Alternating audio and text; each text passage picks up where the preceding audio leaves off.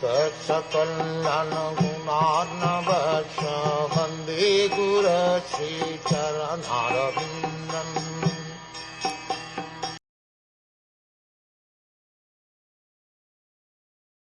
The embryo of Puru's descendant, begotten by the great hero Abhimanyu, in the womb of Uttara, his wife, was burnt by the weapon of the son of Dron, but later he was again protected by the Lord. The embryonic body of Parikshit, which was in formation after Uttara's pregnancy by Abhimanyu, the great hero, was burned by the Brahmastra of Ashvathama, but a second body was given by the Lord within the womb, and thus the descendant of Puru was saved.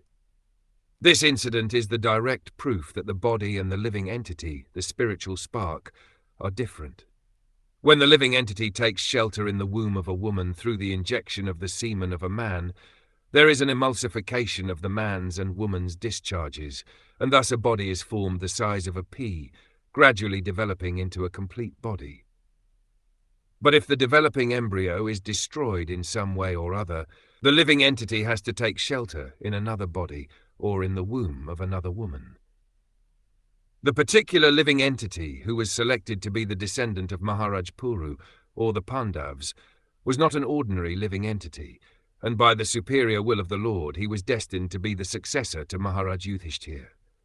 Therefore, when Ashvathama destroyed the embryo of Maharaj Parikshit, the Lord, by his own internal potency, entered into the womb of Uttara by his plenary portion, just to give audience to the would-be Maharaj Parikshit, who was in great danger.